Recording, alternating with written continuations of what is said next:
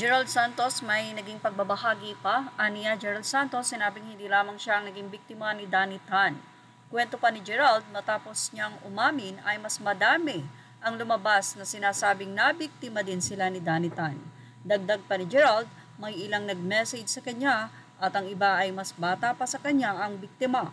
Umaasa si Gerald na mabibigyan ng hustisya ang nangyari sa kanya at matigil na ang ganitong klaseng pang-aabuso. Marami nga ang lumantad na sa social media matapos ang matapang na paglaban ni Sandro Mulak sa ginawa sa kanya. At narito nga, ang aktres o ang veteranang aktres na si Rita Avila ay may big revelation.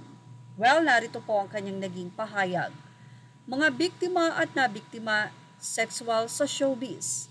Marami tayong sinasabi tungkol sa kanila. Ang ipaglaban ng sarili nila ay tama. Ang itago ang ginawa sa kanila o ilabas na ay tama rin. Kanya-kanyang paglalakbayan. Noon ay maaaring takot pa, nalito, nagrebelde, pero hindi habang buhay ang pataw dyan.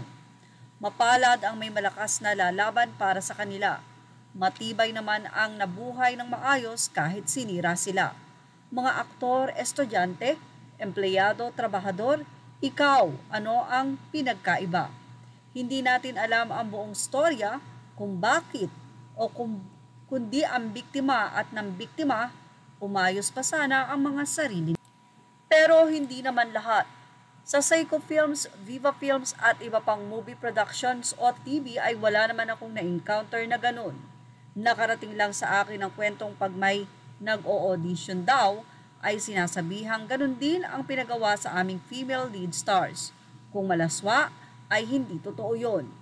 Tinutuya ako sa pagpapasexy. Excited nga ako sa sexy scenes noon kasi ganun pala ang art. Ganun pala ang epekto ng ilaw at anggulo. Hindi kailangang ipakita ang kaluluwa. Pero eto ka, may isa pang secret. Kung tamad ka nang magbasa ay okay lang naman.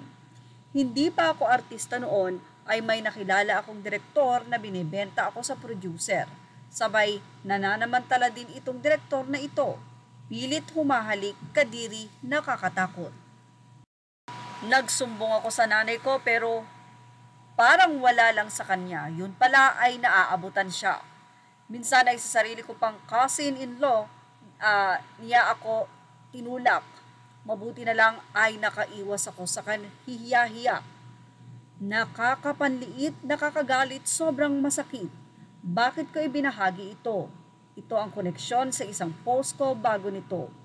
Kanya-kanyang kapalaran at paglalakbay sa buhay.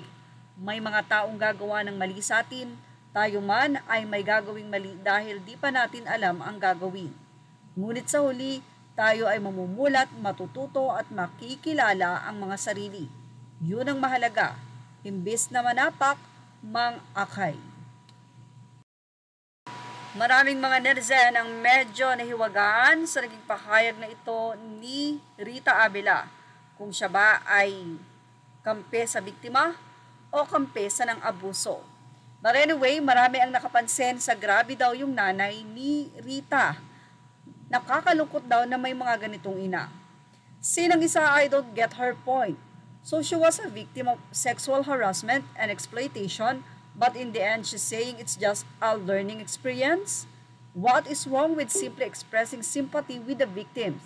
Bakit parang laging may kasamang excuse na nangyari sa kanya and she got over it so other victims should do the same? Andun ka na, dawakan mo pa ang comprehension mo sa inang isa. Parang hindi naman gano'n ang pagkakabasa ko. I think her point was that this kind of situation occurs often in show business, but that there still remains some that do not commit these acts. Some victims choose to be quiet because of fears, etc., while others choose to speak up, and that more kudos to them for having the courage to do so. Yun. At yan ang ating Showbiz Now update. Images are all credit to the rightful owners, and thank you for watching Showbiz Now.